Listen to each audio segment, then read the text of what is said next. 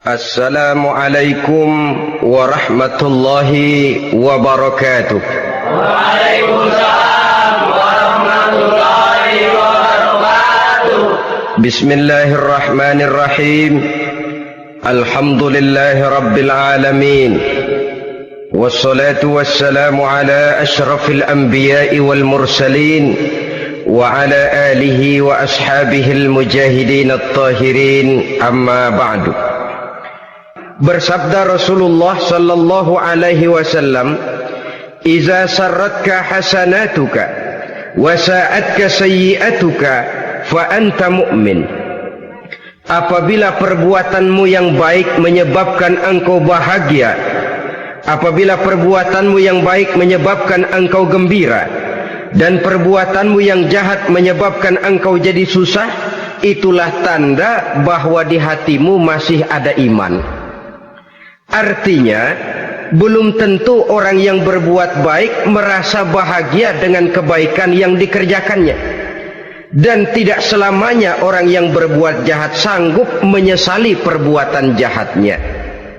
Oleh karenanya, apabila iman masih ada, apabila hati masih hidup, perbuatan yang baik menyebabkan orang gembira, perbuatan yang jahat menyebabkan orang susah dan gelisah hatinya. Ini mengandung pelajaran. Sekali kita berbuat baik, jangan sekali-kali menyesali kebaikan itu. Sebaliknya, satu kali kita melakukan kesalahan, hendaknya selalu menyesalinya. Kadang-kadang dalam kehidupan, karena orang tempat kita berbuat baik itu rupanya membalas air susu dengan air tuba, kita lalu menyesali kebaikan. Lahirlah kata-kata, "Nyesal saya nolong dia." Ibarat pepatah katanya, nolong anjing kejepit. Waktu kejepit setengah mati kita tolongin, begitu selesai dia dari kejepitnya malah kita digigitnya. Saudara hadirin yang saya muliakan, dalam kehidupan sehari-hari barangkali ini kena filsafat yang disebut dorong mobil mogok. Ketika mobil mogok setengah mati kita dorong, begitu mesin hidup ditinggalkannya kita di belakang.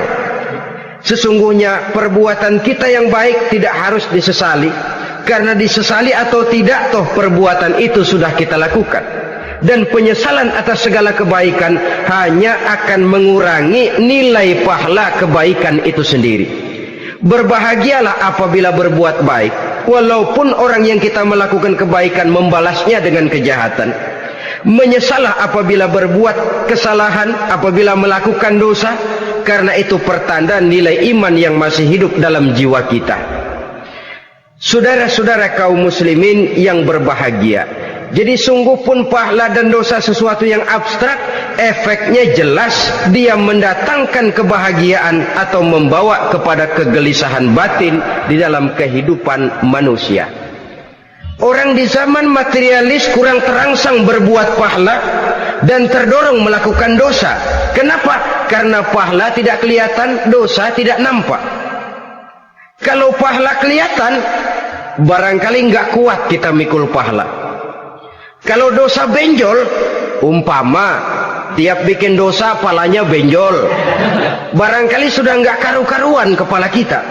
Baik pahala, baik dosa, sesuatu yang tidak nampak oleh pandangan mata zahir, tapi yang punya efek dalam kehidupan ini. Orang yang banyak pahalanya dengan orang yang banyak dosanya, kalau dia berjalan barangkali sulit kita membedakan. Tapi efeknya dalam kehidupan ini jelas adanya. Sesuatu yang bernama pahala kita perlukan, karena hidup tidak berhenti hingga di sini. Sesuatu yang bernama dosa harus kita hindarkan, karena ada kelanjutan sesudah hidup yang sekarang ini, kehidupan dari satu pertanggungan jawab. Itu sebabnya Imam Ghazali dalam bahasa yang indah sekali berpesan, "Jaddidis safinah fa innal bahra amiq wa khuziz zad fa innas safara ba'id." Perbarui selalu kapalmu, rawat, jaga baik-baik, dandani kapalmu, fa innal bahra amiq, karena sesungguhnya lautan ini sangat dalam. Satu bahasa yang indah dari tamsil terhadap kehidupan. Perbaiki kapalmu karena lautan ini sangat dalam. Artinya jaga baik-baik hatimu, pelihara iman dan keyakinanmu, karena hidup ini bagaikan gelombang lautan, tempo-tempo air tenang, tempo-tempo ombak menggila dan menggunung. Jaga iman baik-baik karena hidup penuh dengan cobaan dan ujian. Itu maksudnya. Wa khuziz zad fa inna safara ba'id.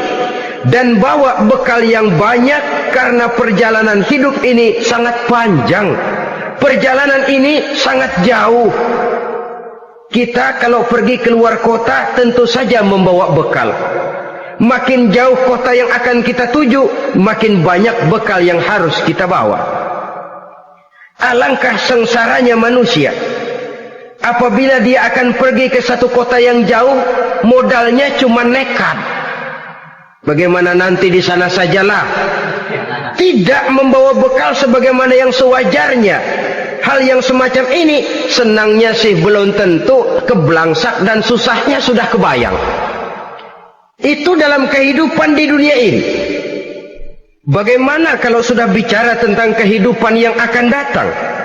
Karena sesungguhnya hidup ini merupakan satu perjalanan yang sangat panjang. Sejak kita tinggal di alam arwah, pada saat jasad belum lagi diciptakan Allah, ruh sudah diciptakannya lebih dahulu. Sampai kemudian kita pindah ke alam rahim, alam kandungan ibu, untuk kemudian berpindah kepada kehidupan dunia. Dari dunia ini kita pindah ke alam barzakh. Di sana tinggal kita 100 tahun mungkin, 100.000 tahun mungkin, 1 juta tahun mungkin, menunggu saat datangnya kiamat.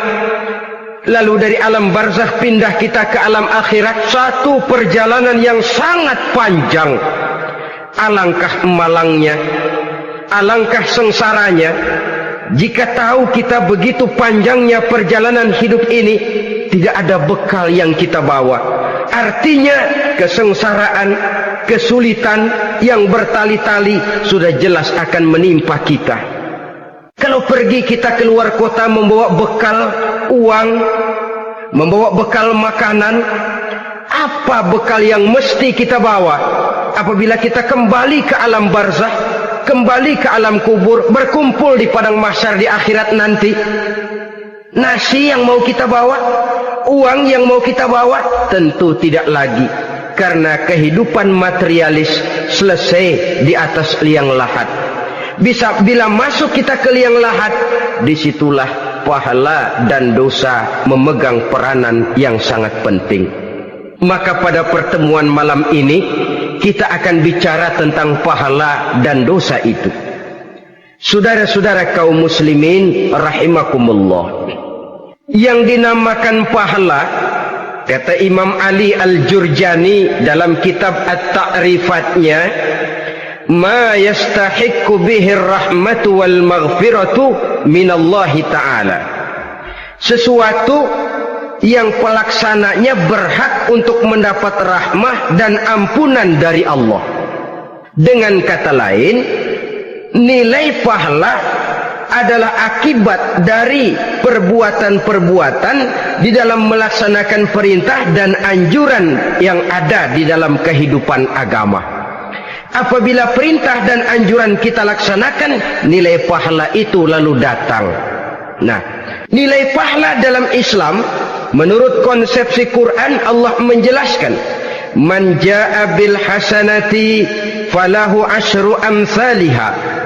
Barang siapa yang datang membawa satu kebajikan, barang siapa yang melaksanakan satu kebaikan, maka dia akan mendapat balasan 10 kali dari kebaikan yang dikerjakannya. 10 kali ini pun masih dilipat gandakan dengan 7 ini pun masih dikalikan 100, dan itu pun masih ditambah dengan pernyataan wallahu yudha'ifu liman yasha. Allah masih akan melipat gandakan perbuatan baik seseorang yang dikehendakinya. Itulah nikmatnya dalam Islam. Tetapi sebaliknya, wa man jaa bisayyi'ati fala yujza illa mislaha. Barang siapa yang melakukan satu kejahatan, dia tidak akan mendapat balasan kecuali sesuai dengan kejahatan yang dikerjakannya. Alangkah rahman dan rahimnya Allah. Orang yang berbuat baik dibalas 10, dikali 7, dikali 100, masih dilipat gandakan pula. Tapi orang yang berbuat jahat tidak akan mendapat balasan kecuali sesuai dengan kejahatan yang dikerjakannya. Ini kan beda dengan sifat kita manusia. Kita ini kadang-kadang kalau dijitak membalasnya mukul. Tapi kalau orang berbuat baik kepada kita, kita enggan untuk berbuat baik kepada orang tadi. Allah tidak mengajarkan begitu. Satu kebaikan berbalas 10. Satu kejahatan berbalas dengan satu kejahatan. Maha Rahman dan Rahim Allah. Bahkan dalam Islam, niat berbuat baik saja mendapat pahala. Sedangkan niat berbuat jahat belum ditulis merupakan satu dosa sampai kejahatan itu dikerjakan oleh orang yang niat tadi. Umpamanya, saudara niat nanti malam giliran pengajian saya mau hadir di majelis taklim. Pas datang waktu malam hujan turun sangat lebat. Saudara berhalangan datang ke majelis taklim, saudara sudah mendapat pahala niat. Tapi saudara niat, nanti malam kalau turun hujan, saya mau bongkar rumahnya si fulan, saya mau curi seluruh harta bendanya. Ternyata malam saudara tidak mengerjakan perbuatan itu belum ditulis dosa sampai perbuatan itu benar-benar dikerjakan. Tapi lalu jangan macam-macam. Kalau begitu niat aja yang baik, biar nggak usah dikerjain. Niat aja pengen ngaji walaupun tidak ada niatan untuk ngaji. Allah lebih tahu tentang apa yang terdetik di dalam hati sanubari kita.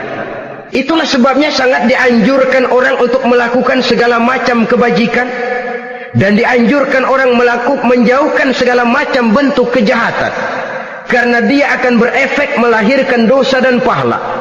Dosa dan pahala itulah alat untuk memperoleh kebahagiaan di alam kubur, di padang mahsyar, sampai di akhirat nanti. Di dunia ini mungkin segalanya bisa kita beli dengan yang namanya uang.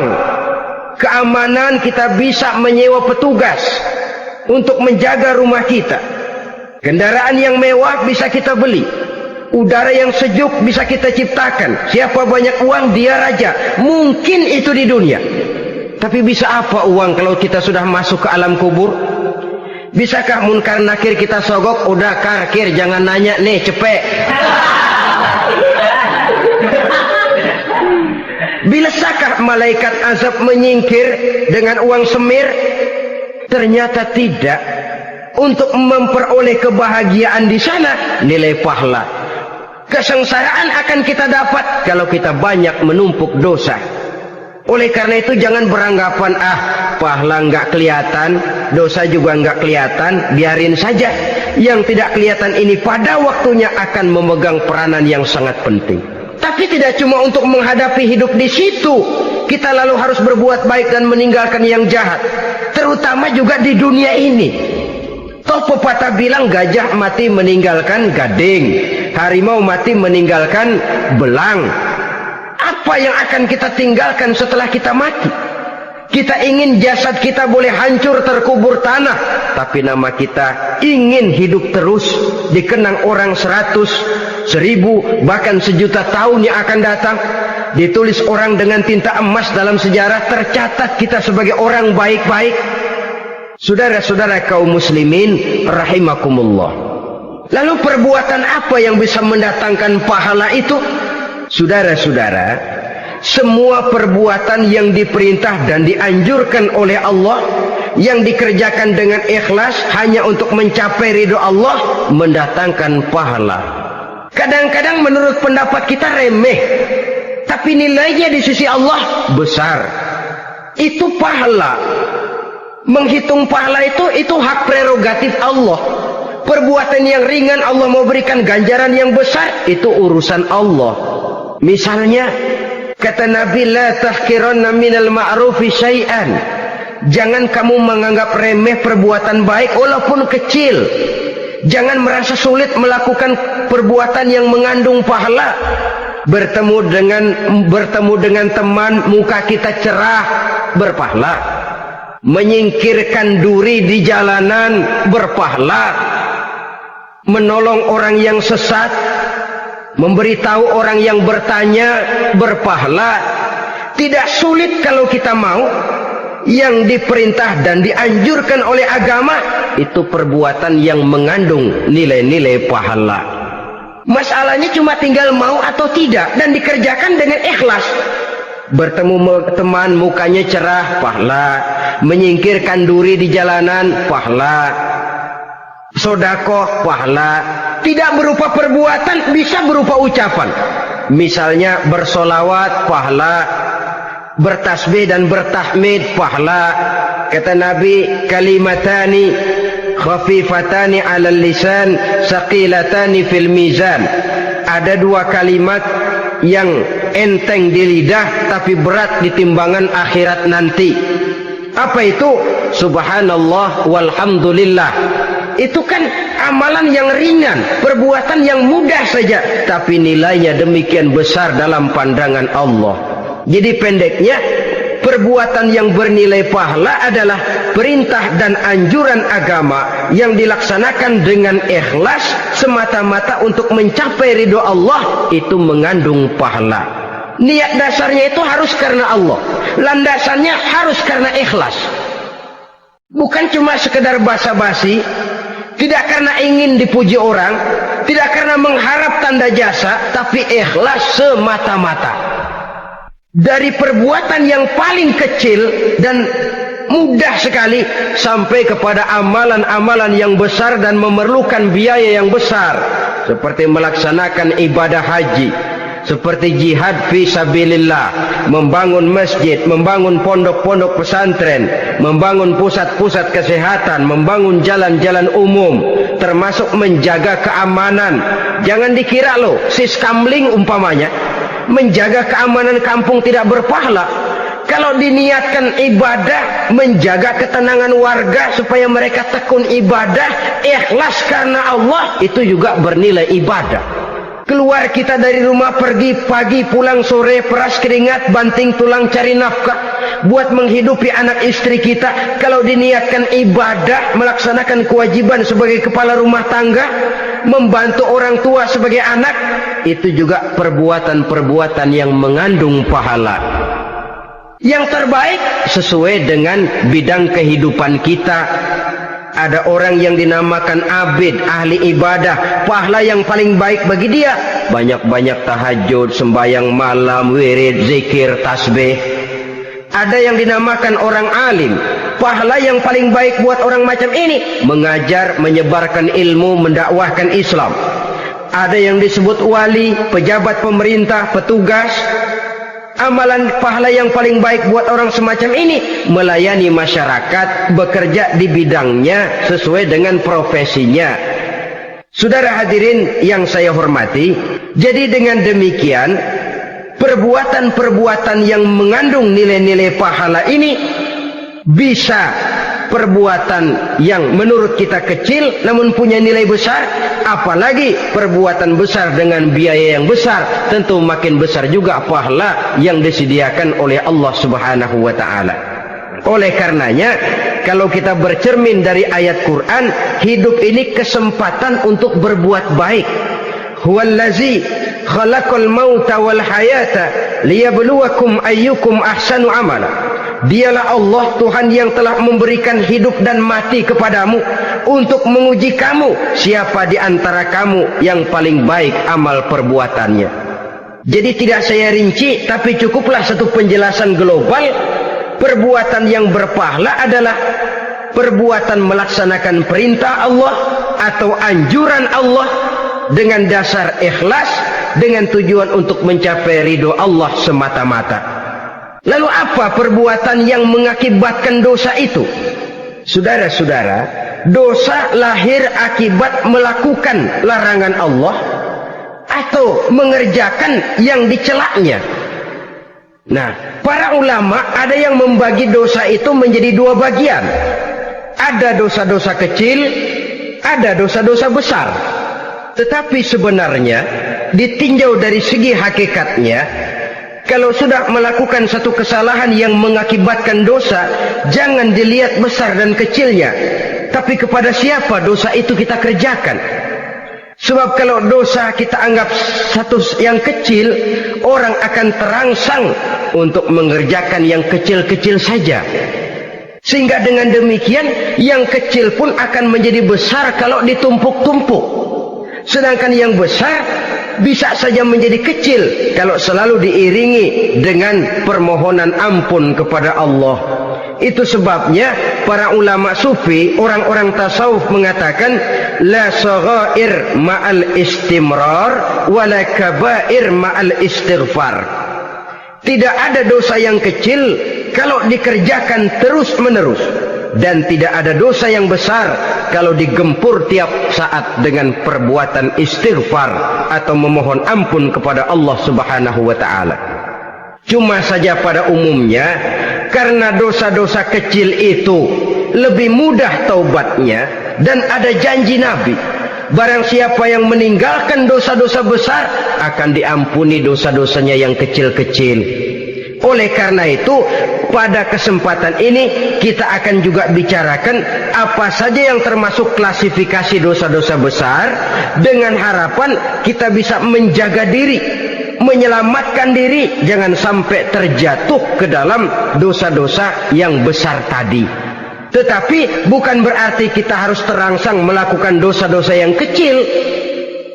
Biarin kecil ini, tobatnya gampang. Dosa kelas teri.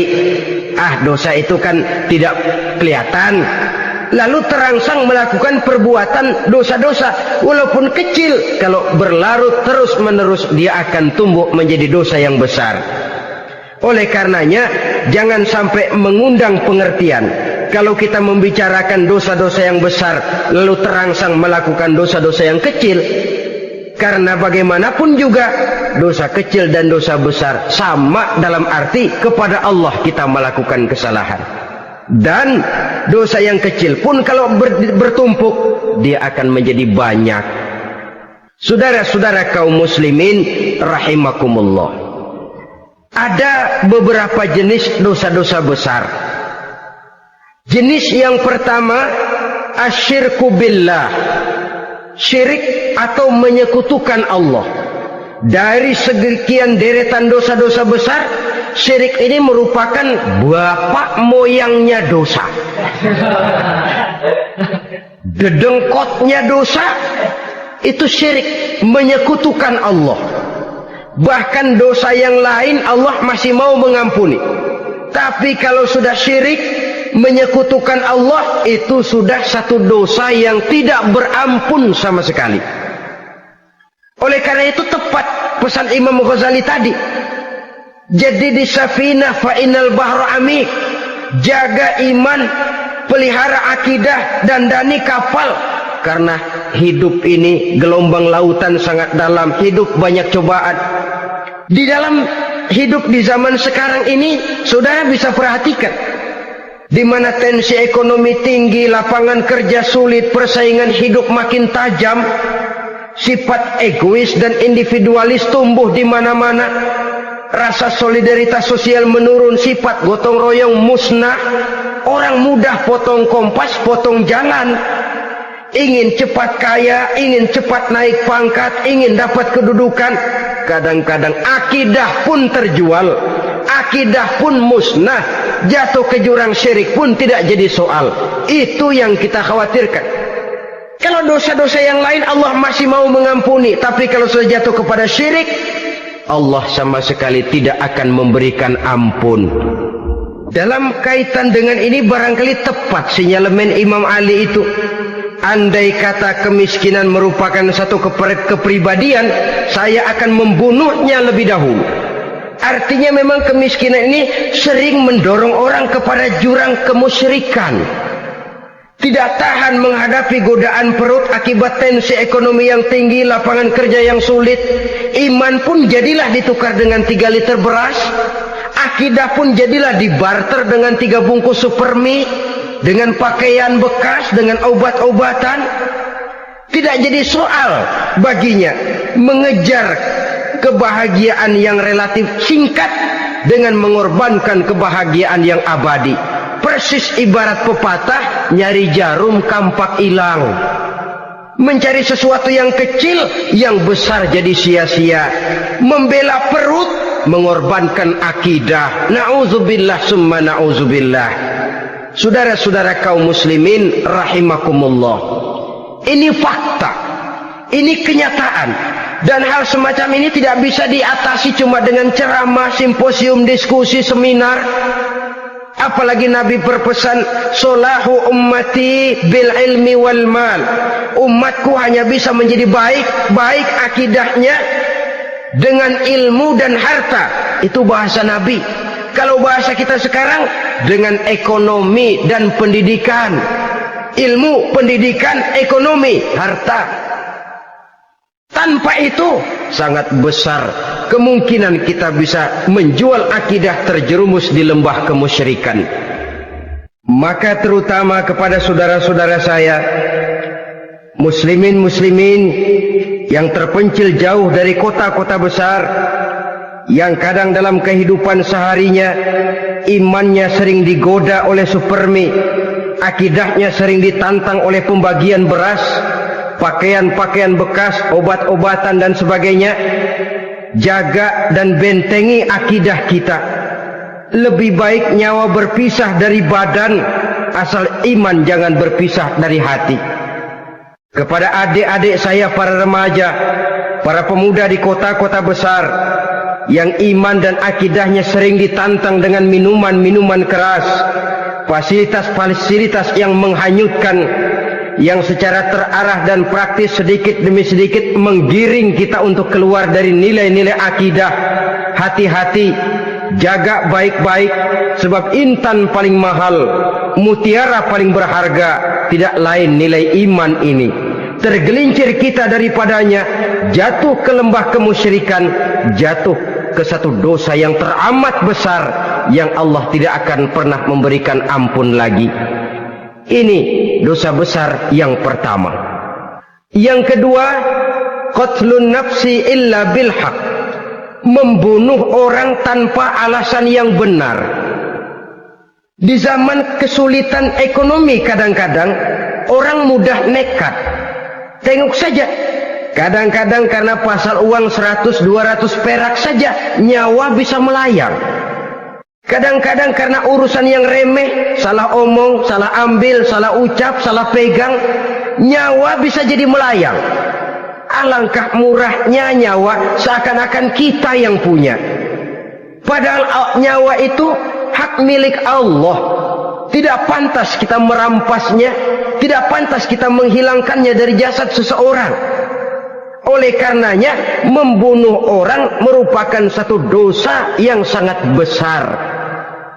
Jangankan kepada orang yang seakidah, orang yang lain akidah saja pun, kalau dia hidup berdamai, rukun, berdampingan, kita harus melindungi. Apatah lagi teman seakidah sendiri. Saudara-saudara kaum muslimin rahimakumullah, pantas kalau Nabi menyatakan apabila dua orang Islam sudah saling berkelahi, berbunuh-bunuhan, al-qatil wal maqtul finnar, yang membunuh dan yang dibunuh dua-duanya sama-sama masuk neraka. Sahabat heran, ya Rasul, kalau yang membunuh masuk neraka sih wajar, tapi yang terbunuh kok neraka juga, kenapa? Kata Rasul, sebenarnya dia juga cuma sudah niat untuk membunuh, cuma keduluan saja. Andai kata dia tidak terbunuh, tentu dia yang akan membunuh. Saudara-saudara kaum muslimin rahimakumullah, Islam sesuai dengan namanya adalah agama damai. Kita tidak boleh mencari-cari musuh, walaupun tidak boleh lari kalau bertemu musuh. Oleh karenanya, pantang seorang muslim menimbulkan benih keonaran menjadi biang kerok buat lingkungannya. Sesuai dengan namanya, seorang muslim adalah seorang yang dalam hidup senantiasa berusaha menebarkan salam, menebarkan kedamaian, ketenangan dan ketentraman. Dengan prinsip musuh jangan dicari, bertemu pun jangan lari. Yang ketiga, termasuk dalam kelompok dosa besar ini, syurbul khamr, meminum minuman keras. Termasuk di dalam kata khamr ini ganja, morfin, narkotik. Sebab apa? Jenis minuman semacam itu tidak hanya merusak keadaan sekarang, tapi sekaligus merusak kehidupan yang akan datang. Kalau itu jatuh di tangan generasi muda, artinya kan merusak kehidupan masa depan daripada suatu bangsa. Karena apa? Remaja dan pemuda merupakan bentuk miniatur daripada kehidupan bangsa. Akan bagaimana warna umat Islam di Indonesia, bahkan akan bagaimana warna Indonesia 30, 40, 50 tahun yang akan datang, remaja sekarang jawabannya. Kalau remaja kita sekarang ini kerjanya cuma bisa nyekek botol, insya Allah bangsa Indonesia 30-40 tahun yang akan datang akan tumbuh menjadi bangsa teler. Tidak banyak yang bisa kita harapkan. Remaja adalah gambaran masa depan dari satu bangsa, dari satu umat. Dan remaja itu di dalam dirinya secara fitrah terkumpul semua bakat, terdapat semua kemungkinan. Kita ini lahir membawa sifat pemimpin, tapi juga membawa sifat pengacau. Kita ini ada bakat jadi orang jujur, ada bakat jadi pengkhianat. Kita ini ada bakat menjadi orang baik-baik, kita juga punya bakat jadi biang kerok. Kita kemungkinan bisa jadi pemimpin bangsa, tapi juga bisa menjadi pemimpin bangsat. Nanti lingkungan dan pendidikan akan menumbuhkan, membentuk mana yang tumbuh lebih subur. Kalau lingkungan dan pendidikannya lebih banyak bercerita tentang kejujuran, maka nilai kejujuran yang akan tumbuh lebih banyak dalam jiwanya. Dan insya Allah diharapkan dia akan menjadi manusia yang jujur di kelak kemudian hari nanti. Dan masalah minuman keras ini sebenarnya berkait. Kita tidak bisa cuma menyalahkan remaja saja, menyalahkan pemuda saja. Karena bagaimanapun masalahnya kompleks. Menghancurkan sesuatu tanpa melihat kausalnya, tanpa melihat sebab akibatnya kan sama juga bohong. Kemungkinan karena broken home, kemungkinan karena pergaulan, kemungkinan karena kurang perhatian orang tua, kemungkinan karena akibat bacaan, tontonan, atau fasilitas berupa dibukanya pabrik-pabrik minuman keras, dijualnya minuman-minuman keras, di warung-warung yang remang-remang, yang memberikan kenikmatan, kebahagiaan, dan kebanggaan tersendiri, sehingga akhirnya orang terangsang untuk datang dan minum di sana. Pada dasarnya memang sepele, cuman minum, nggak ngerugiin orang lain kan? Iya, pada waktu minum. Tapi dikala sudah mabuk, out of control, apapun bisa kita lakukan. Yang kita ucapkan kita tidak sadari lagi, yang kita kerjakan tidak kita sadari lagi. Dikala itu segala macam kejahatan bukan sesuatu yang tidak mungkin untuk kita laksanakan. Nggak ngerugiin orang lain, memang pada saat mau minum. Tapi begitu minum, mabuk, kita bisa merugikan orang lain. Setidaknya merugikan diri sendiri. Pertumbuhan IQ menjadi lemah, semangat kehidupan hilang, gairah kerja menurun, kalau tidak ada sama sekali. Lalu apa yang bisa kita lakukan di dalam kehidupan? Dan akan lebih celaka kalau ini menimpa kehidupan generasi muda kita. Kadang-kadang yang ironi ya, kalau yang orang tuanya mampu barangkali masih tertolong, tapi yang orang tuanya kondisi ekonomi lemah masih kepengen teler juga. Orang tuanya nggak mampu masih pengen mabuk. Dari ganja, morfin nggak dapat, akhirnya kaleng cet diisepin. Yang penting kan bisa teler, mendatangkan satu kebahagiaan tersendiri. Itu sebabnya memang satu kejahatan menurut teori polisi ya, hanya bisa terjadi karena faktor N dan K, niat dan kesempatan. Niat ada, kesempatan ada, jadi orang jahat. Kurang salah satunya, biasanya kejahatan terbendung. Niat ada, kesempatan tidak ada, sulit berbuat jahat. Kesempatan ada, niat tidak ada, tidak mungkin orang jahat. Tapi yang paling dominan sebenarnya niat. Kalau niat sudah kuat, kesempatan bisa dicari. Kesempatan bisa diciptakan. Biar Hansip nongkrong, ditungguin lengahnya. Iya biarin. Jam 11 sampai jam 2, matanya melotot. Jam 3 dia mulai ngulet, ngempet. Nah, di saat itu saya masuk ke rumahnya. Kalau niat kuat, kesempatan bisa diciptakan. Dan kalau sudah niat, ini masalah hati. Kalau sudah masalah hati, menyangkut soal moral. Moral artinya sudah masuk kepada kehidupan agama. Saudara-saudara kaum muslimin rahimakumullah. Yang keempat yang termasuk jenis dosa besar, az-zina, perbuatan zina. Di zaman pergaulan bebas dengan prinsip free love, free sex ini, tengok sudah berapa banyak gadis-gadis bergelimpangan jadi korban. Berapa banyak bayi-bayi yang lahir ke dunia tanpa tahu kemana dia mesti memanggil bapak. Apakah deretan jumlah korban ini masih harus bertambah lagi? Paling tidak, biarlah yang sudah jadi korban, tapi jangan bertambah lagi hendaknya. Masing-masing kita berupaya menahan diri. Termasuk dalam kategori zina ini, yang merupakan cabang-cabangnya, liwat, homoseks, lesbian, masturbasi. Bahkan masturbasi itu termasuk jenis zina tangan. Dan itu juga merupakan satu dosa.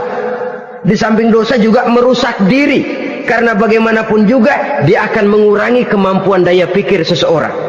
Maka agama memberikan jalan keluar. Pesan Nabi, ya ma'syara syabab, man istata'a minkumul ba'at falyatazawwaj. Hai para pemuda, kata Nabi, barang siapa di antara kamu yang sudah bisa ba'at, yang sudah mampu ba'at. Ba'at itu artinya memberikan nafkah, baik nafkah zahir maupun nafkah batin. Falyatazawwaj, maka hendaklah dia kawin. Jadi yang maksud ba'at ini ya nafkah zahir, ya nafkah batin. Kita kadang-kadang cuma bisa ngasih nafkah batin saja sudah merasa pokoknya kan saya sanggup untuk kawin, lalu kawin tanpa kehilangan, dengan kehilangan pertimbangan. Saudara-saudara, wa in lam yastati, adapun kalau dia belum mampu, fa alaihi bisyam, hendaknya dia banyak puasa. Fa innahu lahu wija, karena puasa itu akan merupakan benteng jangan sampai orang memperturutkan hawa nafsunya. Andai kata puasa belum hobi, banyaklah olahraga para pemuda, para remaja. Karena dengan olahraga, pemikiran untuk memperturutkan hawa nafsu agak sedikit terkendali dan energi tersalurkan dalam bentuk yang positif. Pendeknya kreatif, banyak kegiatan. Ini pesan Imam Syafi'i tepat itu. Kata beliau, inni ra'aitu wuqufal ma'i yufsiduh in sala taba wa illam yajri lam yatib. Aku melihat air kalau diam rusak, tapi kalau dia mengalir jernih. Air kalau ngendap, nggak ngalir, nyamuk nyarang di situ, bisa jadi sumber penyakit. Manusia hidup begitu. Kalau nggak punya kegiatan, nggak kreatif, kerjanya cuma delohom, ayam-ayam, akhirnya jadi ngerusak. Ngomongin orang, Jano ngapa? Ano. Kebangetan nggak ngapa-ngapain, orang aja dipontenin. Orang diomongin, lahirlah namimah, lahirlah ribah. Saudara-saudara, air itu kalau ngendap ada aja yang nyarang. Tapi kalau dia ngalir, orang ada kesibukan, insya Allah dia tidak akan jatuh kepada sesuatu yang bisa mengundang dosa. Isilah waktu dengan hal-hal yang bermanfaat, karena hidup ini singkat dan tidak berjalan mundur ke belakang, mundur hancur, berhenti diinjak orang. Sekali melangkah, jangan surut mundur ke belakang. Homoseks, terlepas dari penyakit kejiwaan. Sekarang ini kan sudah ada persatuan kaum gay katanya, meminta perlakuan yang sama dan agar dibolehkan kawin sesama mereka. Secara manusiawi boleh, secara manusiawi kita hargai mereka, tapi dari kacamata agama ini jelas merupakan penyimpangan, dan penyimpangan merupakan suatu dosa terlepas dari pertimbangan manusiawi. Jangan karena terlalu memperturutkan suara manusiawi lalu kita mengesampingkan agama. Termasuk lesbian, wadon karo wadon. Kalau homo itu kan lanang karo lanang katanya. Saudara-saudara kaum muslimin rahimakumullah, ini bukan penyakit baru. Liwat, homoseks sudah dikenal dari zamannya Nabi Lut, laki dengan laki. Lesbian dari zaman istrinya Nabi Lut. Terlepas dari penyakit kejiwaan, dari segi agama ini merupakan penyimpangan dan merupakan dosa yang besar. Yang kelima, yang termasuk jajaran dosa kelas kakap, qazful mu'minina wal mu'minat, menuduh orang mukmin yang baik-baik, laki atau perempuan, melakukan perbuatan zina sehingga hancur namanya di masyarakat. Ini merupakan satu perbuatan dosa yang sangat besar dan sangat dimurkai oleh Allah. Saudara-saudara kaum muslimin rahimakumullah, oleh sebab itu tentang masalah ini, kalau memang tidak ada saksi, jangan sembarang kita enteng lidah menuduh orang lain berbuat zina, menuduh orang lain berbuat serong. Dosanya kelewat besar di dalam kehidupan. Karena apa? Mencari harga diri itu berat, memelihara kehormatan diri jauh lebih berat. Satu kali orang dihancurkan namanya di masyarakat, dia akan terisolir jadinya. Oleh karenanya, berlindung kita kepada Allah, jangan sampailah dihinggapi oleh sifat ini. Karena sentimen kita kepada seseorang, karena hasad kita kepada seseorang, tidak senang melihat orang lain lebih maju, lalu lidah ini seenaknya saja mengucapkan kata, padahal sanksi dan resikonya sangat besar. Yang kita tuduh barangkali mendapat pahala dari Allah, kita sendiri yang menuduh tanpa saksi, tanpa alasan yang benar, mendapat dosa yang sangat besar. Saudara-saudara, memang kadang-kadang aneh dalam hidup ini. Seorang pelacur biasanya bisa menjaga mulutnya di masyarakat, kata-katanya baik, sopan. Kenapa? Karena mulut yang satu sudah tidak terjaga.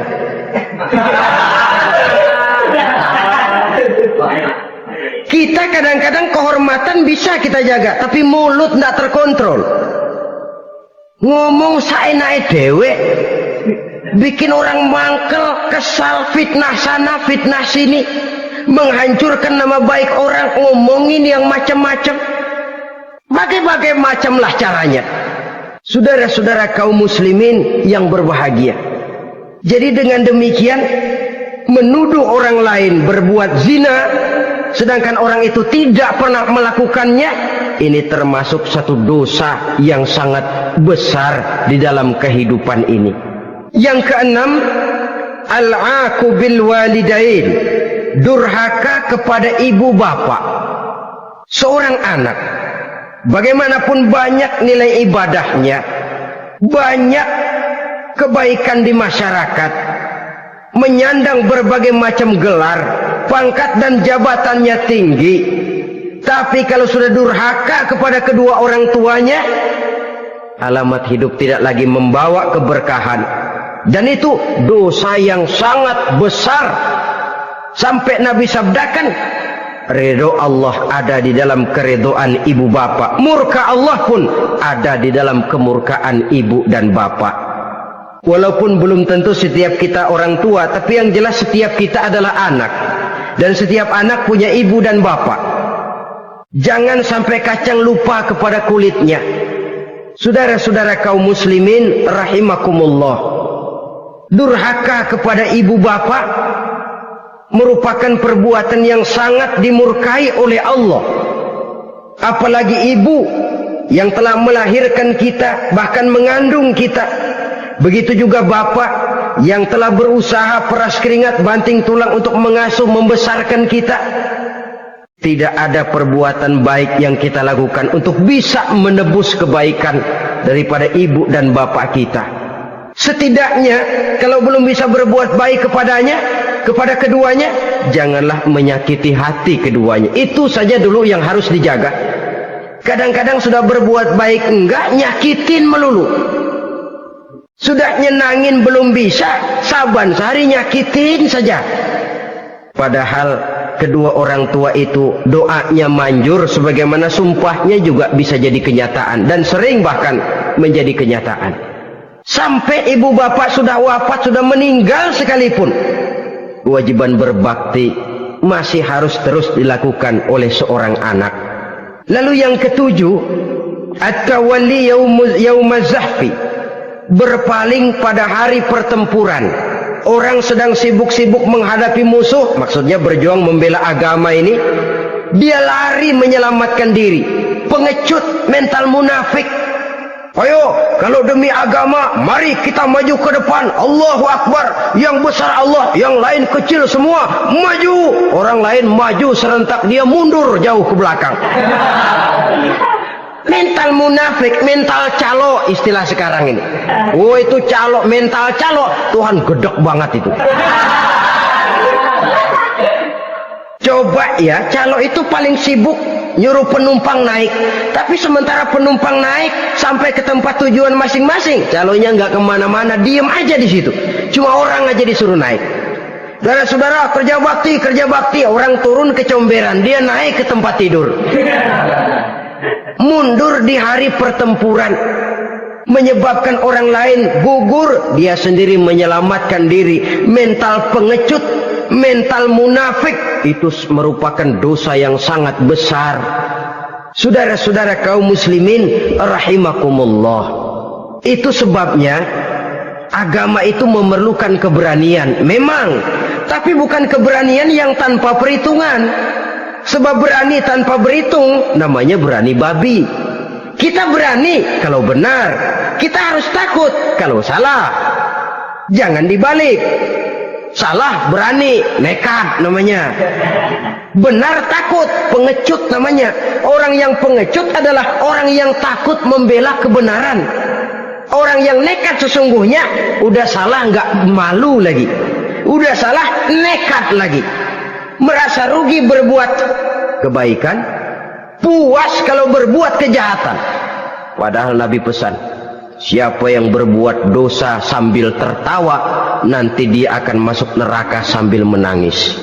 Karena itu dipesan pula di dunia ini, sering-seringlah mencuci mukamu dengan air mata taubat, cuci lidahmu dengan zikir kepada Allah, bersihkan hatimu dengan air ikhlas. Saudara-saudara kaum muslimin rahimakumullah, kan ada toh orang berbuat baik nggak gembira, tapi berbuat jahat malah puas. Atau sama saja, orang lain berbuat baik hatinya kesel, orang lain berbuat jahat dia malah mendukung, atau orang lain tergelincir berbuat jahat dia malah girang. Ini kan tidak objektif, karena yang berbuat baik orang yang dia keselin dia nggak seneng. Tetapi karena yang berbuat jahat orang yang dia senengin dibenerin juga. Itu nggak objektif namanya. Mundur di hari pertempuran pada saat saudara-saudara kita sedang menghadapi musuh, sikap pengecut yang sangat dibenci Allah. Yang kedelapan, termasuk kelompok dosa besar, aklu malil yatim, makan harta anak yatim. Kadang-kadang ada orang mengeksploitir loh nasib anak-anak yatim. Karena biasanya para dermawan peka kalau mendengar nasib yatim, memberikan santunan. Si yatim belum makan, yang ngurusin udah pada kenyang. Mengeksploitir, memakan harta anak yatim termasuk dosa yang sangat besar. Sehingga Nabi pesan, ana wa kafilul yatim kahataini yaumal qiyamah. Aku dan orang yang menyantuni anak yatim seperti dua jari ini di hari kiamat. Rumah yang paling dimuliakan Allah adalah rumah yang di dalamnya ada anak yatim yang hidupnya dihormati, hidupnya disantuni, keperluannya dicukupi. Maaf saja, tahap kita menyantuni anak yatim ini baru tahap setahun sekali. Kalau Muharram kita agungkanlah, kita besarkan. Lebaran yatim katanya, kita kumpulkan dana, kita usap kepala yatim, kita kumpulkan beras, kita bagikan hari itu. Perkara bulan depan kelaparan, kita tutup kuping. Perkara bulan berikutnya dia kelaparan, kita masa bodoh. Bahwa di bulan Muharram kita santuni yatim piatu itu sudah baik. Tapi akan lebih baik lagi kalau kita sanggup menjadi bapak asuh mereka, memikirkan sekolah mereka ada kontinuitas. Kalau mereka diasuh oleh orang lain, lalu bertukar agamanya, berpindah akidahnya, kita ngomel habis-habisan. Tapi kita ada kemampuan, kita tidak mau berbuat semacam itu. Ya sama juga bohong namanya. Saudara-saudara kaum muslimin rahimakumullah.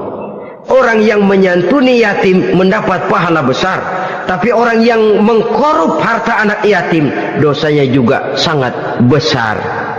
Berhati-hatilah kalau kita diberikan kepercayaan oleh masyarakat untuk mengurus anak-anak yatim, karena pahalanya besar, resikonya juga besar. Yang ke-9, syahadatuz zur, sumpah palsu. Sebab sumpah palsu ini menggunakan nama Allah untuk sesuatu yang tidak benar. Nama kita saja dibawa untuk yang tidak benar, kita jengkel. Nama kita dipalsukan untuk sesuatu yang tidak baik, kita kadang-kadang jengkel. Tidak puas jengkel, menuntut melalui saluran hukum. Kenapa? Nama saya dicatut. Bagaimana lagi kalau nama Allah kita pakai untuk bersumpah, sumpahnya palsu, menguntungkan kita, merugikan orang lain, Allah murka betul. Maka sumpah palsu termasuk deretan dosa-dosa besar. Apalagi yang ke-10, aklur riba, makan riba alias renten. Ini kan yang cepat mendatangkan uang. Kadang-kadang kalau yang bikin riba itu orang awam barangkali, ya masih kita maklumin. Kadang-kadang penyakit ini datang menimpa mereka juga yang kita kenal kebaikannya. Bahkan suka datang ke musola, rajin ke masjid kadang-kadang. Riba masih dimakannya. Karena ini cara cari duit paling enak. Duit utuh, tambahnya terus masuk. Na'udzubillah summa na'udzubillah. Itu yang diibaratkan dalam perjalanan Mi'raj waktu Nabi diperlihatkan neraka. Orang perutnya sebesar rumah dililit ular. Diseret-seret itu hancur perutnya, dibulatkan lagi, diseret lagi, hancur lagi, dibulatkan lagi, terus menerus begitu.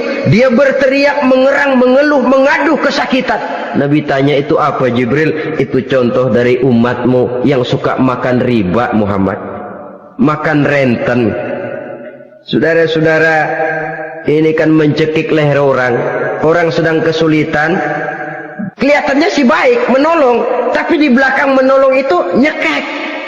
Di belakang nolong itu nyekek, dan nyekek itu sebenarnya tujuan utamanya. Orang yang menjalankan riba pada dasarnya tidak punya perikmahan kemanusiaan kok. Kalau dia kelihatannya mau menolong, kelihatannya motifnya mencari untung di belakang itu. Jauh dari kemanusiaan. Yang ke-11, saudara-saudara, termasuk jajaran dosa besar itu qat'ur rahim, memutuskan silaturahmi. Marah, hobi sama marah. Kalau 3 hari nggak marahan sama orang, ngebet palanya. Selalu nyari gara-gara. Kalau udah marah berlaku perpanjangan waktu. Tahun, 2 tahun, kadang-kadang seumur hidup. Saudara hadirin yang saya muliakan. Apalagi mengurangi timbangan termasuk kelas dosa besar. Makan suap termasuk dosa besar. Semir menyemir dosa besar. Apalagi bunuh diri. Nah ini, bunuh diri dosa besar. Kadang-kadang karena sulit nekat, daripada hidup susah mendingan mati sekalian.